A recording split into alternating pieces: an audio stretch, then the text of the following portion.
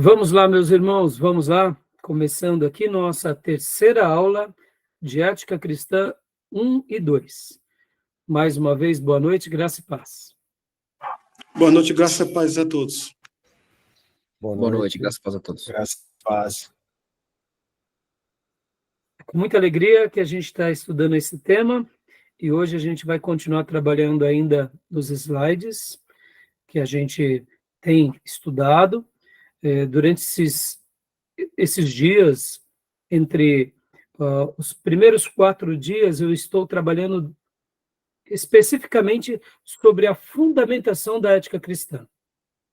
Eu conversava há pouco antes da nossa aula iniciar com o Júnior, e eu falava a ele que, como a nossa grade é a união de ética 1 e 2, e nós temos como livro-texto o livro do Geisler, Ética Cristã, alternativas e questões contemporâneas, e os temas são muito abrangentes, então a gente tem que fazer um compilado de tudo, e a minha proposta durante esses dias é, nas primeiras aulas, trabalhar muito essa fundamentação do porquê estudar ética cristã e qual é a nossa base, e o porquê estudamos a ética cristã.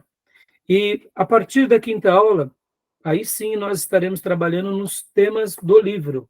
É claro que, de antemão, a gente já está pincelando os assuntos do livro, porque, como eu falava para o Júnior, até exemplificando, algumas histórias e alguns fatos de alguns irmãos nossos. Hoje, muitos pastores, eles edificam as suas igrejas, mas quando vamos avaliar a ética e a moral deles, é uma ética e uma moral secular, não é cristã. Aí eu pergunto, ora, é uma igreja? Qual é o livro de fé, regra e prática? E por que, quando se trata de assuntos éticos e morais, eles se ajustam à ética secular e à moral secular? E por que não à ética bíblica e à moral bíblica? Curioso, não? E podem ver que isso acontece, inclusive, em países protestantes, aonde a ética e a moral lá é elevada, mas ela é elevada nos padrões humanos, e não necessariamente no que se diz respeito aos padrões bíblicos. Interessante, né? Então, meus irmãos, a gente vai continuar trabalhando em cima desse material, tá bom?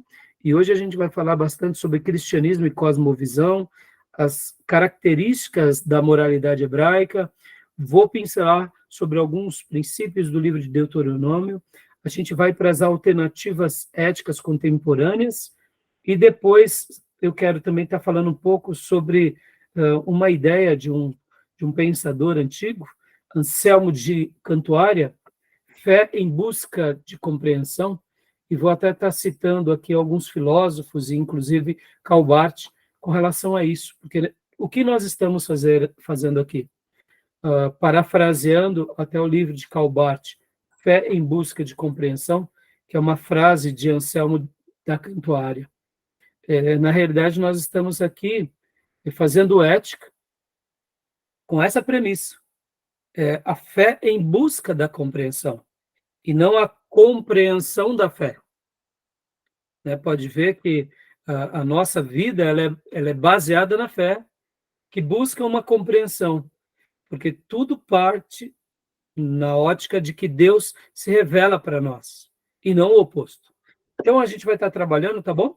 Quero lembrar que as nossas aulas são gravadas, para que a gente possa continuar aqui ruminando sobre esses temas, para que futuros alunos que desejem fazer esses módulos possam estar nos procurando, para a gente fazer também módulos em EAD, para que obreiros espalhados, onde quer que essas aulas cheguem, obreiros de muitas igrejas possam aprender sobre esse tema, e para que Deus continue abençoando o seu povo e salvando vidas, também por meio desses temas e dessas abordagens, tá bom? E como é costume, meus irmãos, vamos ler um texto bíblico? João 13, 34, 35? Evangelho de João, capítulo 13, versículo 34 e 35. Quem achar, pode ler para nós, por gentileza?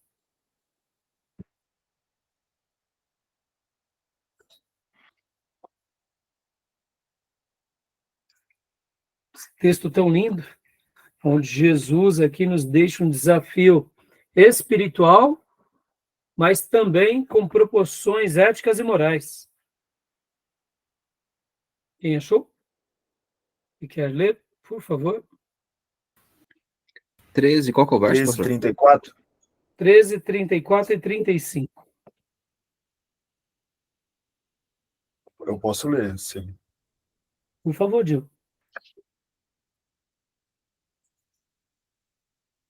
Um novo mandamento vos dou, que vos ameis uns aos outros, assim como eu vos amei, que dessa mesma maneira tenhais amor um para com os outros.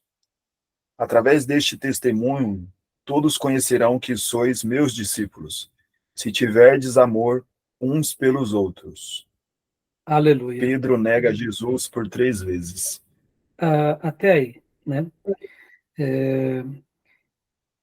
Aqui é o grande mandamento, amar como Jesus nos amou.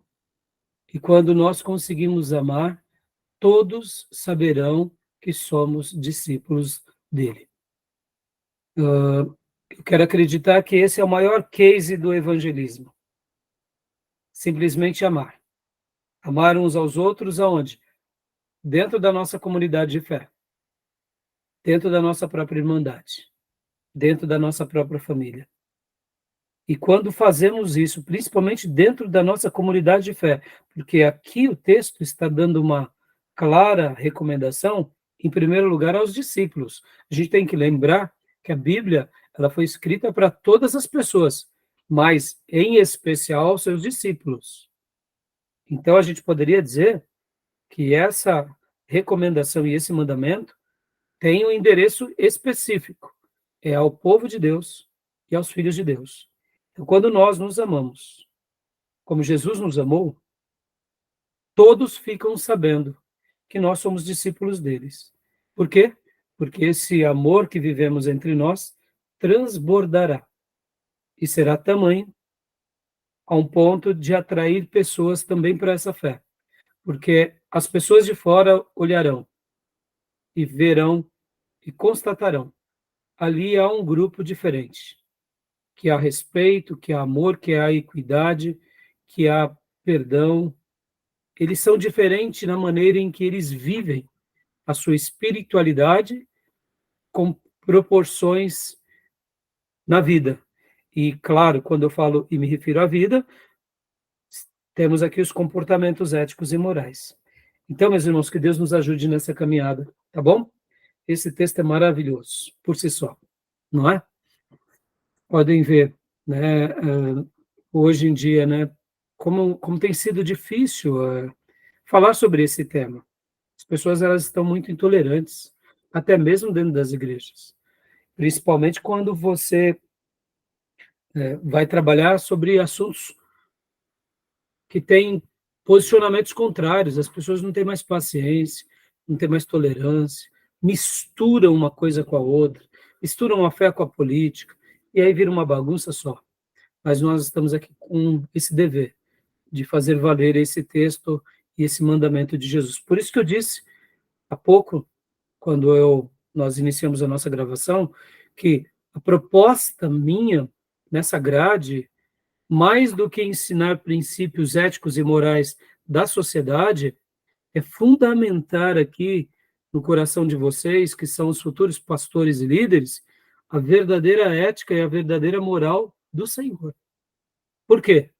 Porque aonde quer que Deus os leve ou me leve, a gente vai estar lá edificando uma igreja baseada o quê? Na ética e na moral que o Senhor nos deixou. E a gente vai estar muito bem resolvido. Então, essa é a minha proposta, porque do que me vale tirar nota 10 na filosofia, ou eu tirar até nota 10 na ética, segundo os padrões da sociedade, mas tirar um 0 na ética e na moral bíblica. Que tipo de igreja estaremos edificando? Na verdade, meus irmãos, lembrando que para nós, os fins, os nossos meios, né? Aliás, os nossos fins justificam os nossos meios, e nunca o oposto, né? Os meios justificam os fins. Na ética do mundo, na moral do mundo, Os meios justificam os fins, mas isso não serve para nós. Tá bom, meus irmãos? Joia, então vamos lá para o material. Nós tínhamos parado na última aula, e estávamos lendo aqui o Cristianismo e Cosmovisão, inclusive do pastor Franklin Ferreira, né? Então a gente vai ler aqui o slide dele, para a gente poder estar se baseando agora, tá bom? Tranquilo? Eu vou compartilhar aqui para vocês o material. Olha lá. Cristianismo e Cosmovisão, do Franklin Ferreira. Então, a gente vai estar pincelando aqui e vamos estar entendendo um pouco o que o nosso irmão está querendo falar sobre isso. Hoje, como eu falei para vocês, nós estaremos trabalhando em vários assuntos, né? Então, vamos refletir um pouco sobre isso? Deixa eu só abrir aqui.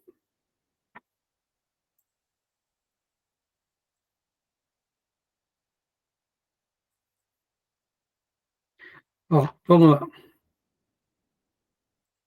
Cristianismo e Cosmovisão. Fonte, Franklin Ferreira, Teologia Cristã, Edições Vida Nova. Olha só. Definição de cosmovisão. Nós lemos isso na semana passada. Ficamos aqui apenas nos primeiros 2 slides. Olha que interessante. Cosmovisão é a visão de mundo. Quando tratamos sobre o assunto de ética, é natural que tenhamos uma cosmovisão sobre esse tema. E não só sobre esse tema, mas todo o pano de fundo pelo qual nós fomos inseridos fará parte da maneira em que entenderemos a ética e a moral.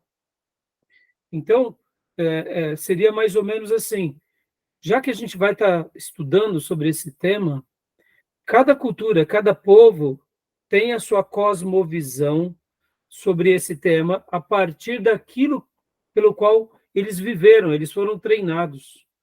Por isso, quando a gente vê, por exemplo, algumas cenas, né, como antigamente, hoje não, porque está tendo a guerra sobre Israel e a Palestina, mas quando acontecia qualquer coisa numa embaixada americana, você via os palestinos vibrando, e ao vermos isso, nós olhamos e falamos, mas por que eles vibram, pulam, como se fosse uma festa?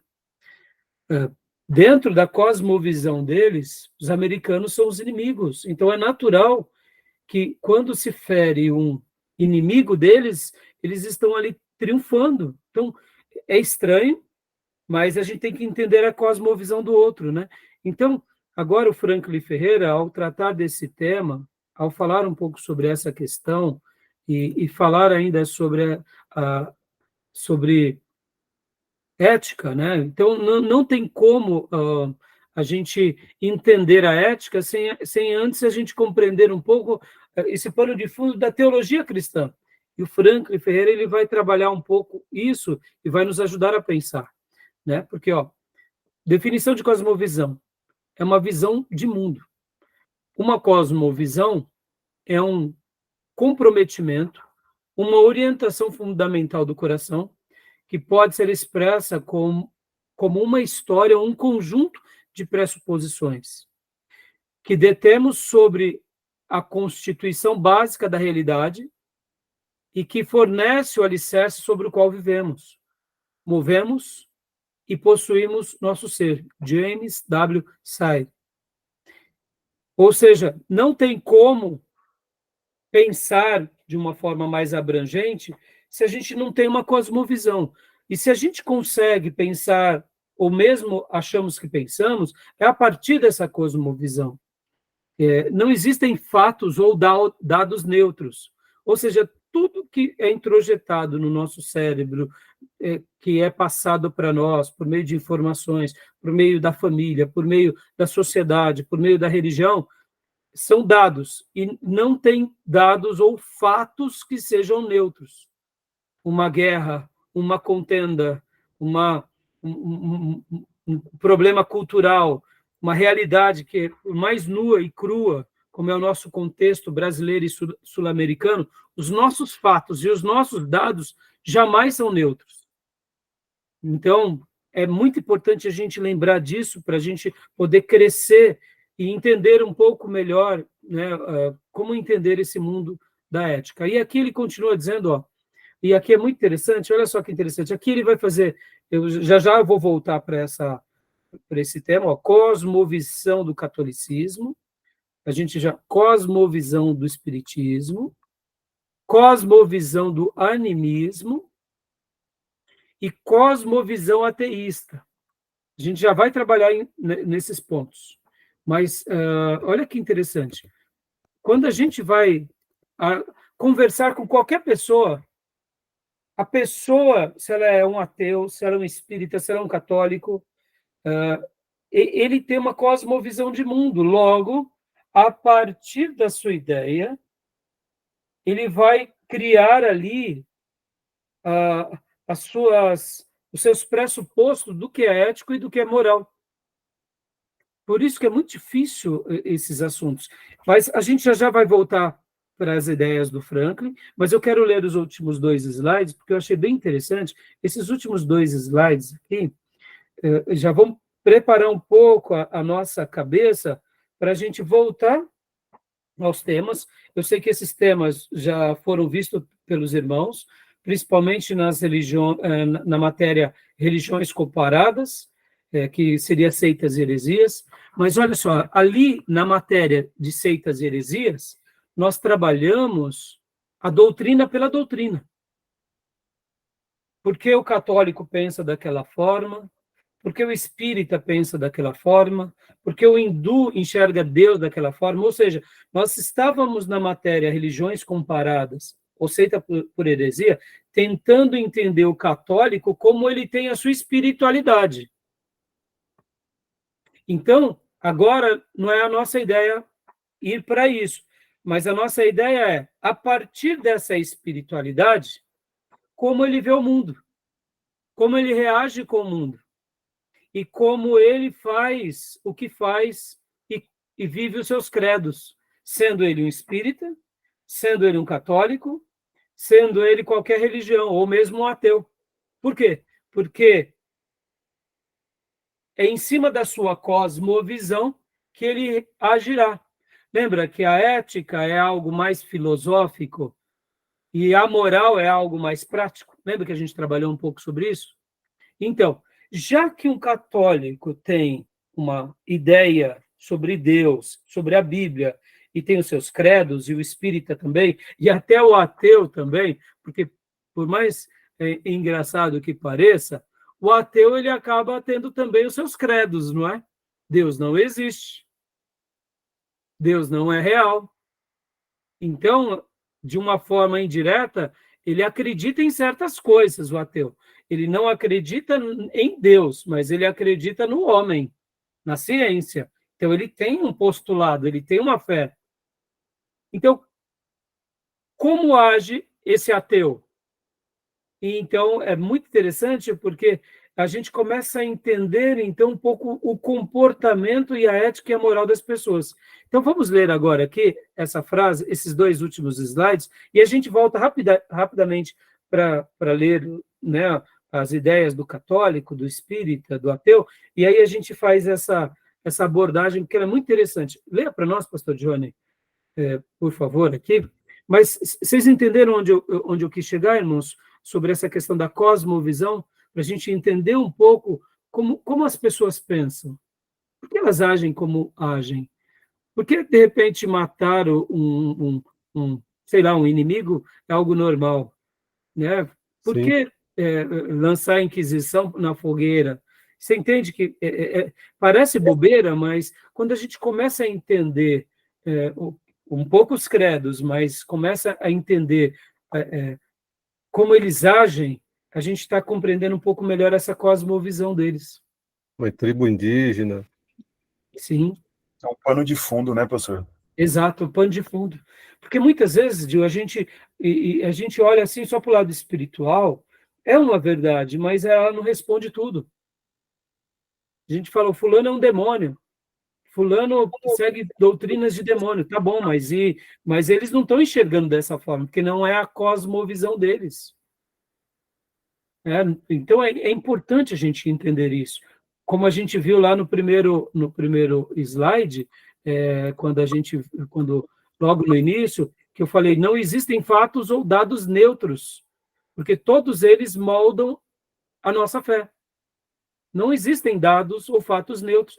E o diabo sabe disso, viu, meus irmãos? Pessoas capciosas e manipuladoras sabem disso. Não existem dados neutros, nem fatos neutros.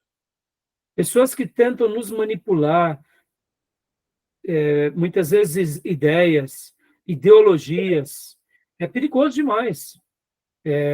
A sociedade, querendo ou não, por isso que o mundo tem uma força muito grande e a gente tem que tomar cuidado com isso e precisamos ter convicção da nossa fé. Tudo bem até aí? Mais alguma pergunta? Mais alguma fala? Não? Então leia para nós, pastor Johnny, por gentileza. Pois não. Quer tenhamos ou não a intenção de fazê-lo, quer gostemos ou não, todos nós lemos o texto conforme interpretado por nossas pressuposições teológicas. Aliás, o argumento mais sério contra a ideia de que a exegese deve ser feita independente da teologia sistemática é que tal ponto de vista é irremediavelmente ingênuo. Se observarmos um fato que faz sentido para nós, é simplesmente porque conseguimos encaixá-lo dentro de um conjunto complexo de ideias que assimilamos anteriormente. Moisés Silva. Olha que interessante. Eu não sei se é Moisés Silva mesmo ou Moses Silva, mas eu acho que é Moisés mesmo. Mas essa citação muito interessante, porque todos nós encaixamos dentro do nosso conjunto de ideias. Isso faz parte, irmão. A gente não percebe.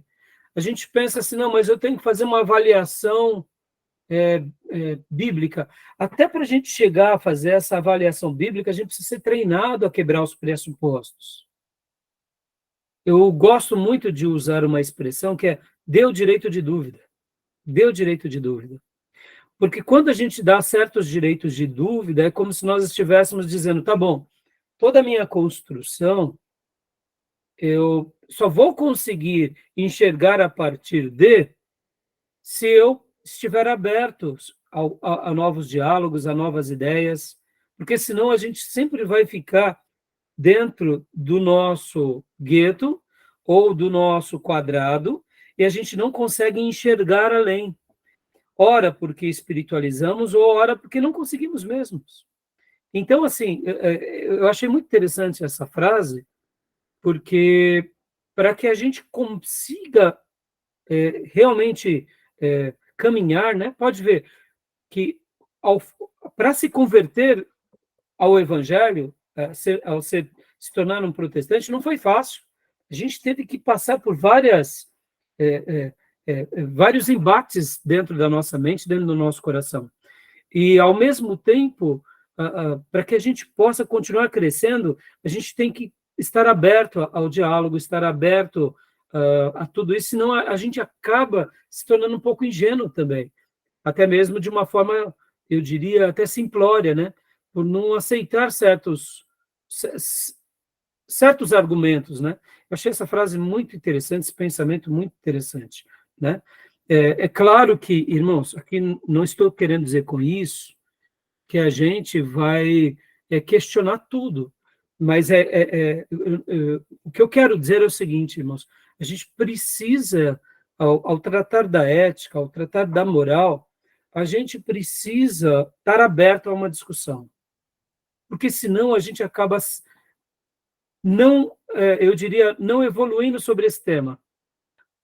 Há pouco eu falava com o Júnior, que eu acompanho uma temporada com meu filho, uma temporada, esqueci o nome agora, até depois eu vou até passar para o Júnior, posso até passar para vocês, da Netflix, de um garotinho que ele é gênio, né? E é muito engraçada essa temporada, porque ela é baseada nos Estados Unidos, na década de 80, e lá no Texas.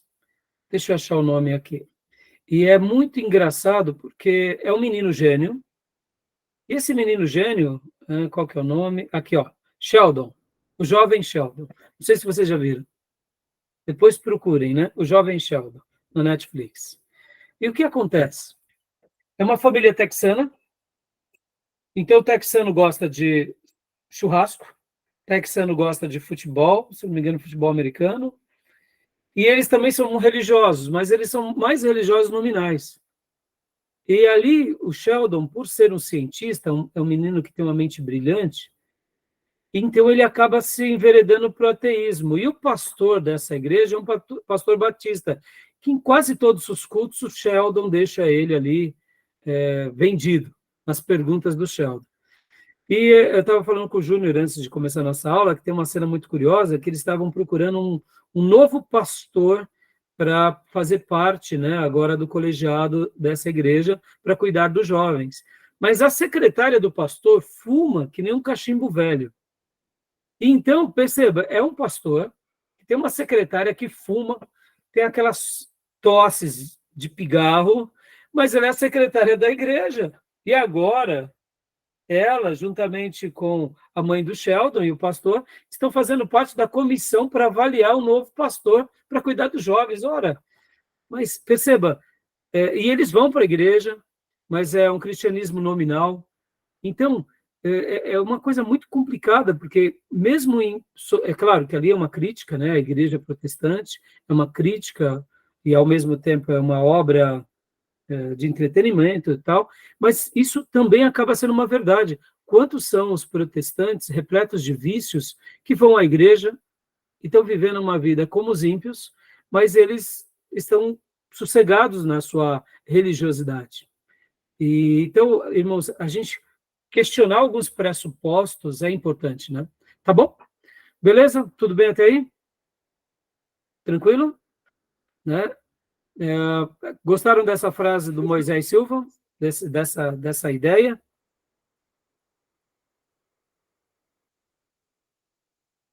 Para a gente muito entender boa. aqui a ideia de compreender melhor a cosmovisão, tá, meus irmãos? Tudo bem?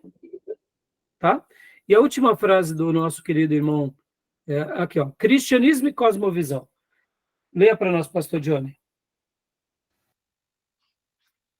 Por O gentileza. cristianismo é muito mais que uma adesão a algumas doutrinas tomadas isoladamente ou um mero comportamento moralista. O cristianismo é uma cosmovisão. A fé Dá uma cristã... pausa aqui, pastor, por favor. Ó. Uhum. Era nesse ponto que eu quero gastar hoje aqui, principalmente esse bloco com vocês. O cristianismo é uma cosmovisão, é uma maneira de ver o mundo. Há pouco, quando eu falei da crítica que o jovem Sheldon, essa temporada, faz, a maneira em que aquela igreja vive o seu evangelho, é o quê? Porque eles estão baseados mais no moralismo e numa religião, assim, apenas moral. E sendo que o cristianismo não é só isso, é muito mais do que isso, né? Ele é uma cosmovisão também. Continua para nós, pastor, por favor. Joia. A fé cristã afirma a necessidade de abraçarmos com todo o nosso coração certos pressupostos que determinarão como interpretaremos a Escritura e a criação. Opa, olha, mais uma pausa, por favor. Percebam, é a escritura e a criação, ou seja, partimos de um pressuposto de fé, mas não é simplesmente fé, é de como estaremos vivenciando a experiência da vida aqui. A partir da criação de Deus, sim, mas é uma fé em busca de compreensão. Por isso que, inclusive, eu hoje trouxe até aqui, e se der tempo, eu vou estar passando para vocês, só algumas frases e pensamentos do quê? Dessa obra aqui, ó, desse título, né? Deixa eu até parar aqui o compartilhamento. Ó, isso é uma obra, ó, Fé em Busca de Compreensão, que na realidade não é um título de Calbart, isso é um livro de Calbart baseado em cima dessa premissa, né, que era, na realidade, uma frase de Anselmo da Cantuária, Fides Quaerens Intellectum, uma frase latina, né, que significa basicamente isso, fé em busca da compreensão. Nós não compreendemos, por isso cremos. Percebe? Parece bobeira, mas não é. A gente não compreende para crer. Nós cremos e desenvolvemos em cima dessa fé uma compreensão. Ou seja, a nossa ética, ela abraça a fé. Não tem como emancipar da fé. Por isso que é muito importante a gente não se esquecer disso, né? Como a gente está vendo aqui no próprio slide, né? O cristianismo, ele é uma cosmovisão. E a maneira em que abraçamos essa fé, ela vai determinar o quê? A maneira em que lemos as Escrituras, que enxergamos a Escritura e a criação. E o 3 lê para nós, pastor, por gentileza. Pois não. Esses pressupostos determinarão o nosso culto, nosso viver diário, nossa postura diante dos dilemas morais e a nossa conduta ao passarmos por nossos dramas cotidianos. Logo, para nós, esses meios, que é essa fé, justifica aqueles fins. E essa fé, baseada em todo o livro de fé, regra e prática, tem que ser firmado por aqueles fins. Né? Então, assim, como que a gente enfrenta os dilemas da vida? Por isso que é muito interessante. Agora, vamos voltar um pouquinho rapidamente, irmãos, para a gente entender um pouco melhor esses slides na premissa do quê? Do que aquilo que a gente tinha falado há pouco, que era o seguinte, a cosmovisão do quê? De um católico, a cosmovisão de um... Parou de compartilhar para vocês? Não? Parou. Parou? Voltou? Não? Então vamos lá, vou compartilhar de novo. Então vamos novamente aqui, trabalhar em cima desse material, rapidamente, só para vocês verem o porquê eles fazem o que fazem. Eu sei que para alguns dos irmãos que já estão há algum tempo aqui com esse curso, já até conseguem enxergar melhor, mas é importante a gente estar passando por esse material. Olha lá. Então, cristianismo e cosmovisão, definição a gente acabou de ver. Cosmovisão do catolicismo, eu vou ler rapidamente. Ó. Reconhece o Papa como autoridade máxima. Confirma e reforça a graça por meio dos sacramentos. Venera a Virgem Maria e os santos. Aceita a tradição como verdade incontestável e fundamental. E tem como ato litúrgico mais importante a missa. Logo, para você ser um católico, você precisa defender esses pontos. Se você defende esses pontos, você é um católico. Hoje em dia, a gente vê muito essa união entre o protestantismo e o catolicismo. Eu diria, irmãos, isso é muito perigoso, porque o protestante não é católico e o católico não é protestante. Nós fazemos parte da cristandade, nós somos cristãos, mas somos diferentes. Eu sei que é importante a gente dialogar com respeito com os católicos e com todas as religiões, e principalmente com os católicos, naquilo que a gente pensa igual, mas somos diferentes. Não tem como você dizer que um católico é um protestante, o protestante é um católico. Não, até porque na hora em que um católico ele negar a veneração à Virgem Maria, ele é excomungado. Ou seja, então a gente tem que ser muito firme nessas premissas, porque senão a gente começa a ir para um caminho errado. Mas voltando, qual é a cosmovisão deles? A cosmovisão deles são essas, né? A gente já estudou em religiões comparadas. Quais são os pressupostos disso? Que a salvação ocorre pela cooperação entre fé e amor. A salvação é recebida de forma mecânica. Fé e razão são colocadas em oposição. Por quê, irmãos? Porque para eles tem esse lado de oposição, principalmente com relação à tradição da igreja, com relação a essa questão, principalmente das tradições, né, dos santos, da canonização. A visão hierárquica e dualista da criação é uma coisa que está dentro dos pressupostos. Outros mediadores assumem o lugar de Cristo na redenção da humanidade. Então, a gente já sabe disso. Isso faz parte dos pressupostos deles. E é assim que eles veem. Influência sobre a interpretação da Bíblia. ênfase no ativismo religioso, práticas, sacrifícios, legalismo, jejuns como penitência, etc. Podem ver, as festas para eles é tudo. O batismo para eles é tudo. As festas, se você faz parte das festas, você já está indo. Se você vai à missa, nem que for esporadicamente, você já não é mais um pagão, né? A Bíblia não é a única e suficiente revelação de Deus. Por quê? Porque eles têm a tradição como também algo que está ao lado da Bíblia. E a distinção entre o sagrado e o profano. Distinção entre o sagrado e o profano. Uma visão fragmentada da vida e da cultura que acaba abrindo espaço para o irracionalismo e o gnosticismo. Ou seja, o católico tem a sua maneira de ver o mundo e, naturalmente, a maneira em que ele construirá o mundo por meio da ética e da moral vai ser baseada aqui. E qual é a tese que a gente entende em cima disso, irmãos? Vejamos o que acontece, por exemplo, na América Latina e na Europa. Como que um latino-americano enxerga a ética e moral e como um europeu, um americano enxerga a ética e moral. É muito diferente.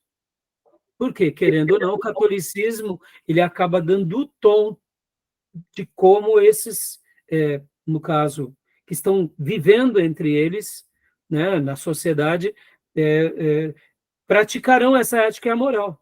Não sei se eu já mencionei para vocês aqui, mas os levantamentos de mortes e de assassinatos que acontecem na América Latina, irmão, segundo os especialistas, são mais agressivos do que acontece nos países que estão em guerra.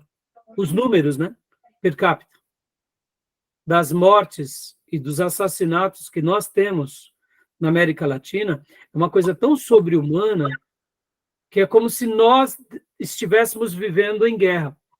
Os números são tão grandes quanto países que estão em guerra. Aí eu pergunto, mas não somos cristãos? Somos. Mas essa é a maneira que vem o mundo. Por quê? Por causa dos seus pressupostos. Interessante, não? Já não acontece a mesma coisa em países protestantes. Tudo bem até aí? Tranquilo, meus irmãos? Uhum. Querem fazer algum comentário? Tranquilo? Então, rapidamente... Entre os cristãos também existem assim algumas diferentes visões assim do que é certo e que é errado, né? Por exemplo, os cristãos que apoiam, né, alguns princípios da esquerda, né? Tem Então, essas coisas também, né? Júnior não, Gil, você percebe que nós estamos aqui na América Latina, nós estamos num país latino, e mesmo que a gente diga que não, que a gente tem um olhar para a Europa, não, a gente acaba não tendo. Essa influência latina entra de todas as formas para a nossa cultura. E, para piorar, isso também é uma outra verdade, entendeu? Podem ver, Gil, que, por exemplo, a questão da ideologia, a ideologia é quase uma religião sem Deus para eles. Quem segue uma ideologia, segue uma fé cega baseada em princípios humanos. É uma coisa terrível. Então, Né? Então, eles estão presos àquilo e não importa. Vamos aqui entrar até num assunto já bem fresquinho, né? Que serve até como uma ilustração viva. Vocês devem ter visto o ocorrido domingo agora na TV Cultura, onde o Datena deu uma cadeirada, né? Pegou um banco e agrediu o Pablo Marçal. Olha só que coisa mais maluca. Quase todos os repórteres que são militantes de esquerda dizem que ele mereceu. Ou seja, a gente fica projetando que a agressão foi legítima. Aí depois, no final do papo, eles dizem, não, mas é injustificável. Mas faz toda a construção e toda a dialética mostrando. Mas ele ficou provocando, ou seja, está colocando na cabeça das pessoas que a agressão, quando alguém passa do limite, é legítimo. Aí eu digo, uma loucura. Eu não sei se vocês viram que o âncora da TV Cultura, enquanto estava ali no intervalo, mas algumas outras, tem uma gravação, ele pega o celular de um repórter, repórter não, de um político, joga e xinga.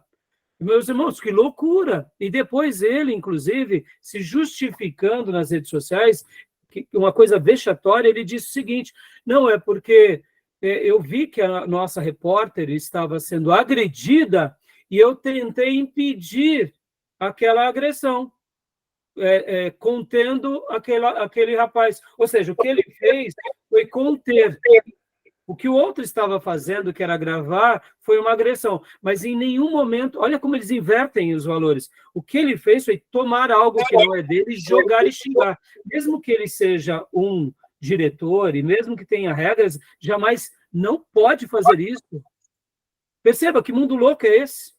Mas o que é esse pano de fundo? É o pano de fundo de que os fins justificam os meios, mesmo numa igreja protestante, ou dentro de um contexto político, ou dentro de um contexto jornalístico. Que loucura!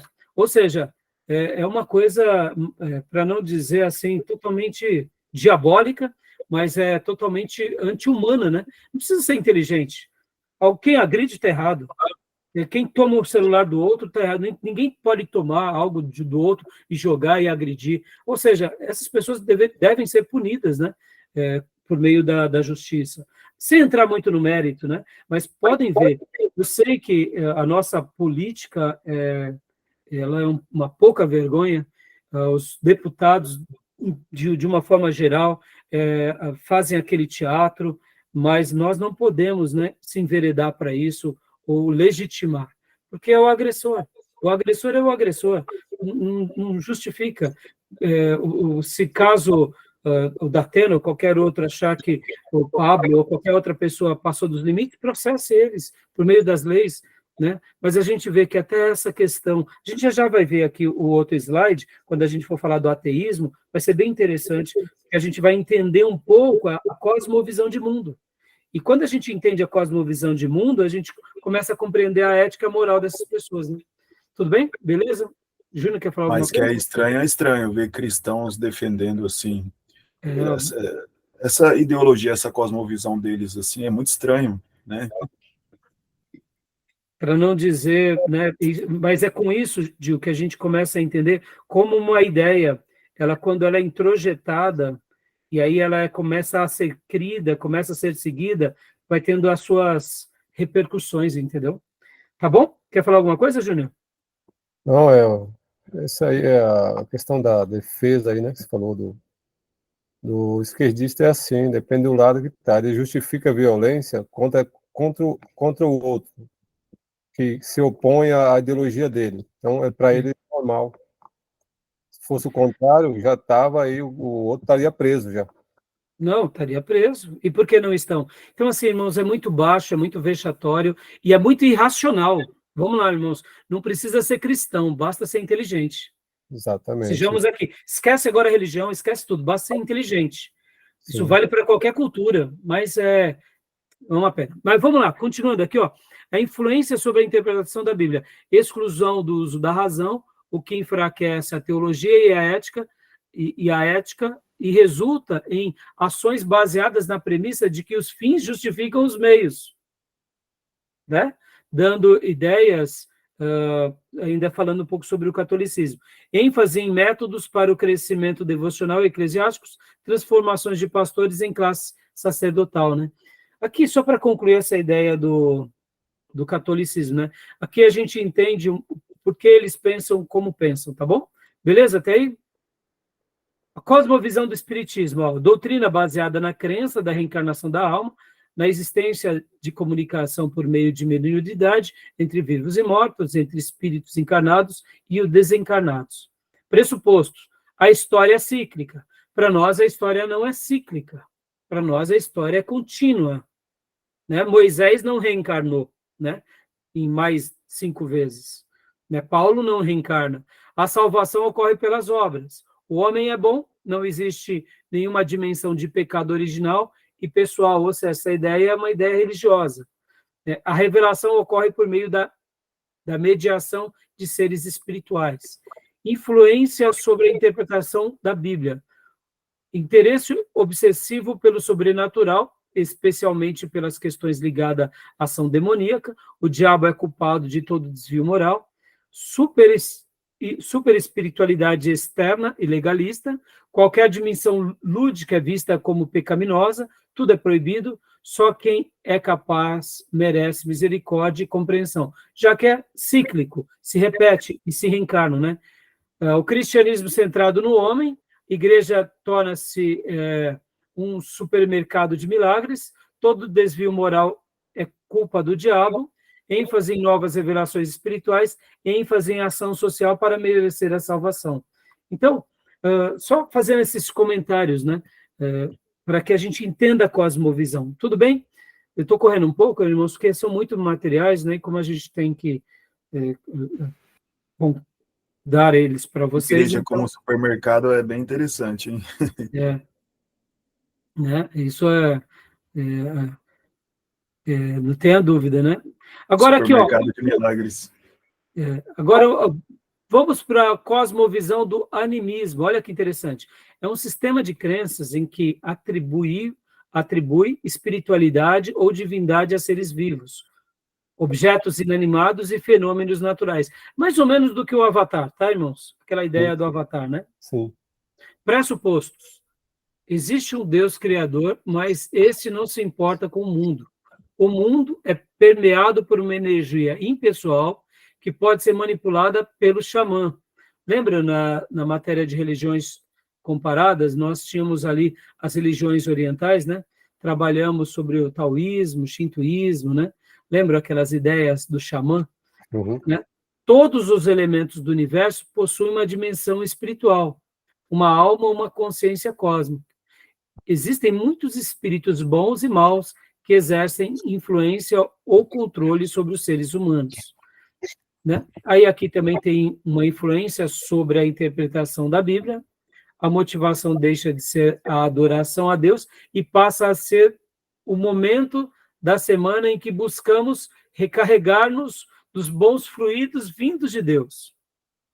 Não precisamos nos preocupar com o próximo.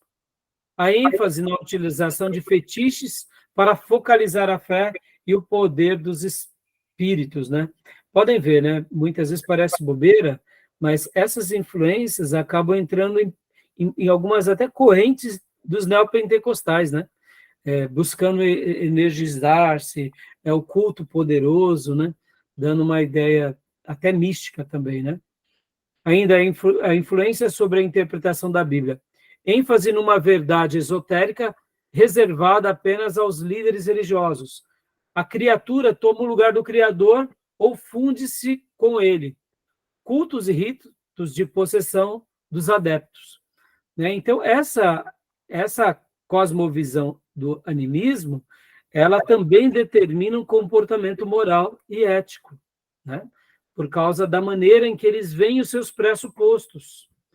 Né? Já que o mundo é permeado por uma energia impessoal que pode ser manipulada pelo xamã, percebam que os neopentecostais podem ver como eles usam de um pano de fundo tão espirituoso, quase como se eles fossem xamãs.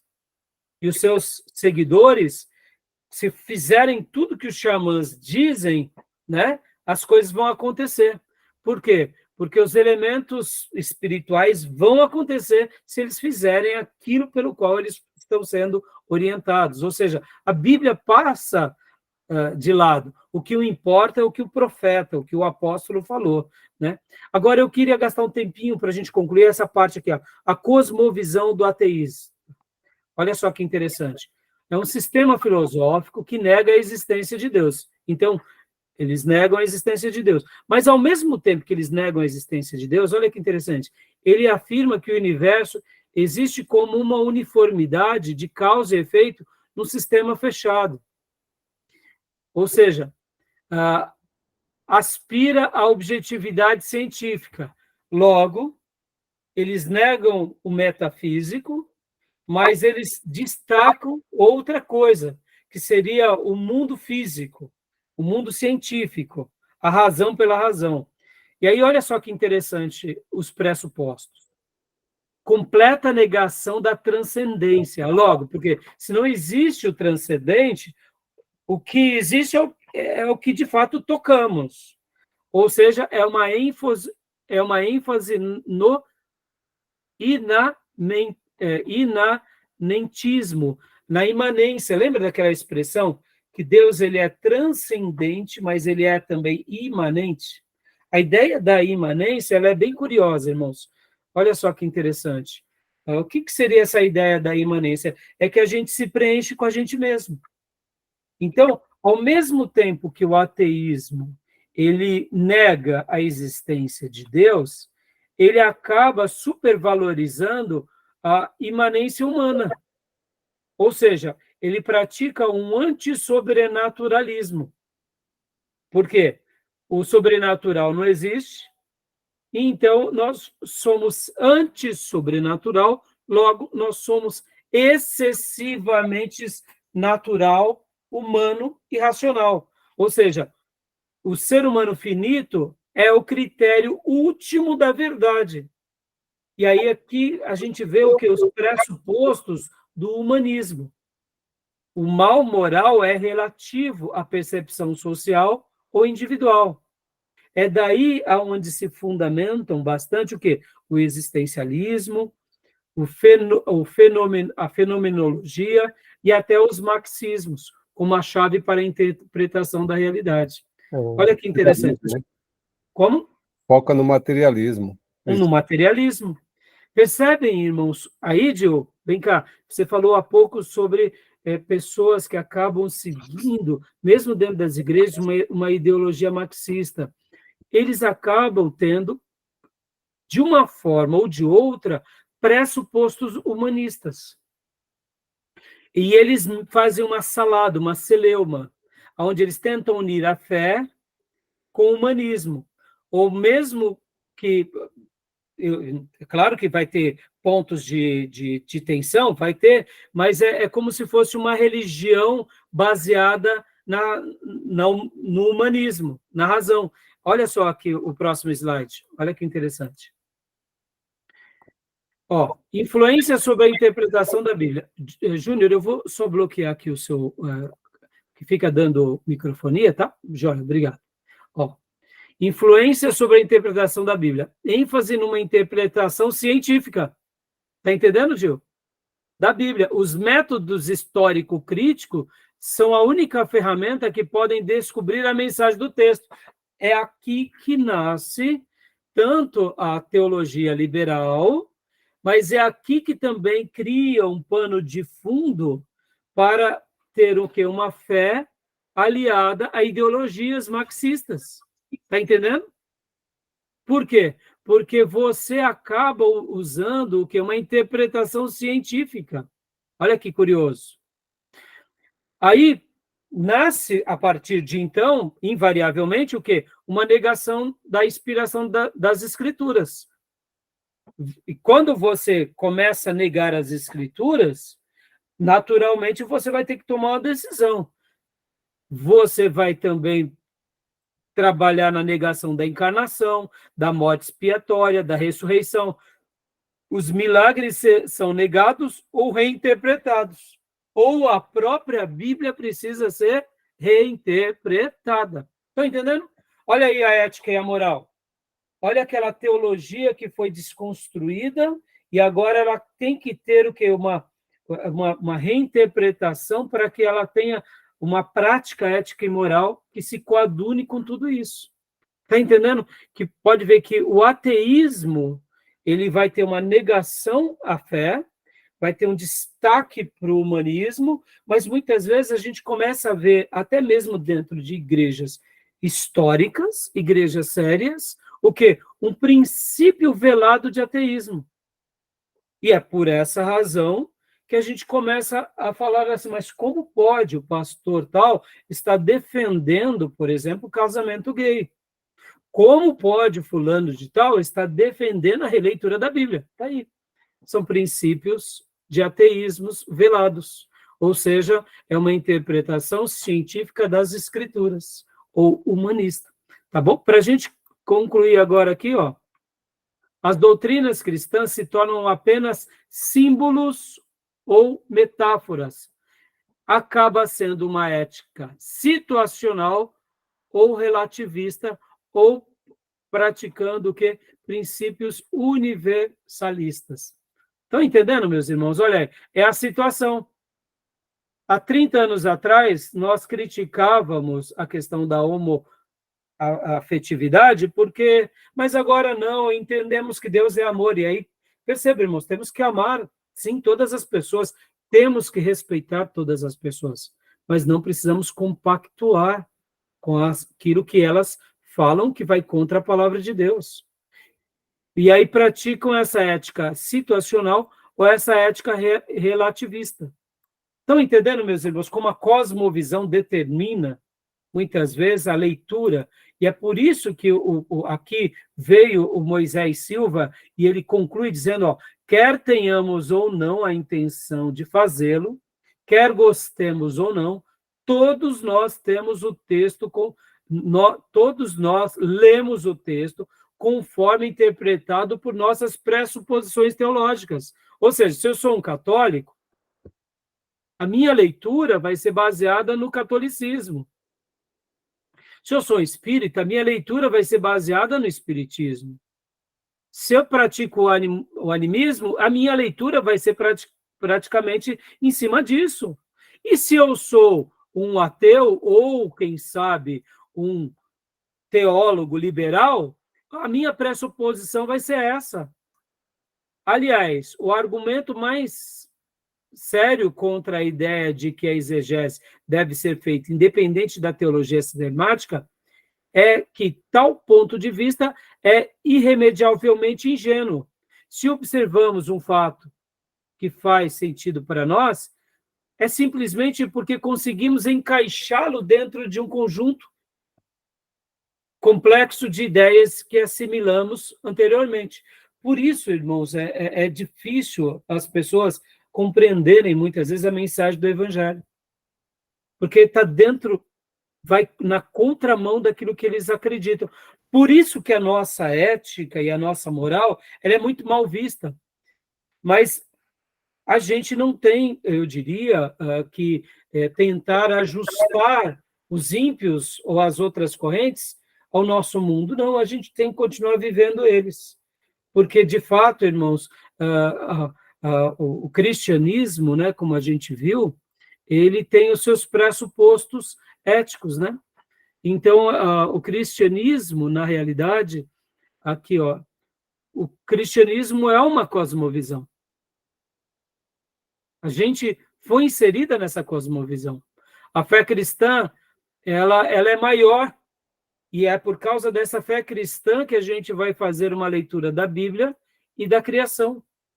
Então, esses pressupostos vão determinar nosso culto e a nossa maneira de viver dia a dia, em cada passo.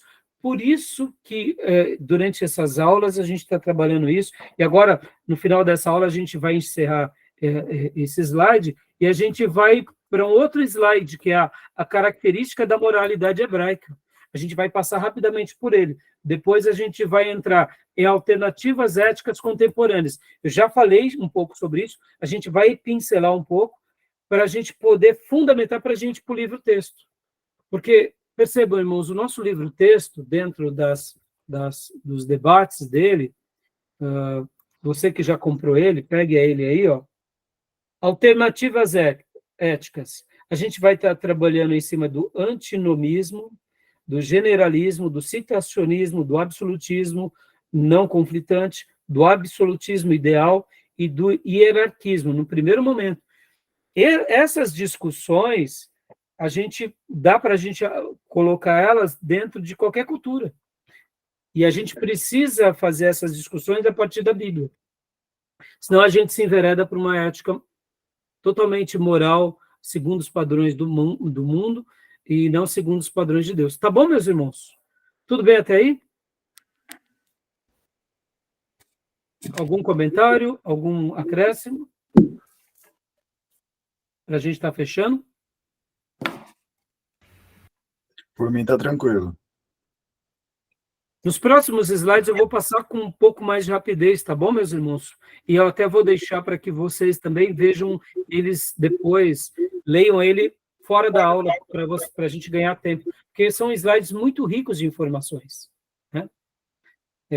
Como a gente já mencionou anteriormente, irmãos, esse é um assunto que parece ser chover no molhado, mas, assim, me permita concluir com esse fechamento. A igreja no Brasil, ela tem crescido ou ela tem diminuído? Numericamente, sim, crescido. E o número de deputados evangélicos tem aumentado ou tem diminuído? Aí eu pergunto, por que o nosso sal não está salgando e a nossa luz não está brilhando? Percebam, tem alguma coisa que a gente precisa questionar. Tem pressupostos que a gente precisa questionar. Concorda? A gente precisa fazer essa discussão. Porque parece muito simples, mas na prática, a ética e a moral das nossas igrejas, dos nossos pastores, dos nossos políticos, e aqui, esqueçam os políticos, agora é protestante, vamos trazer a responsabilidade para cada cristão. A gente está deixando a desejar na ética e na moral, na forma de fazermos igreja, de vivermos o cristianismo. Percebam? Parece chover no molhado, mas está aumentando o número de convertidos, o número de igrejas, o número de adeptos, mas o sal não está salgando. E se o sal não salga, a única coisa que presta é para quê? Para ser lançado fora e ser pisado pelos homens.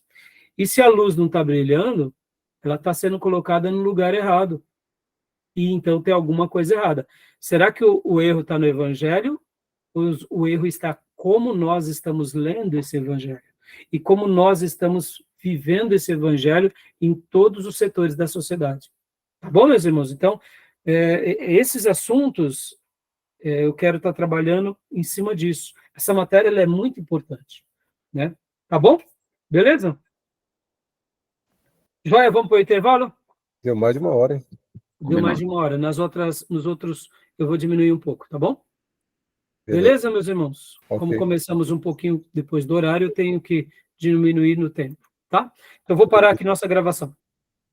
Ok.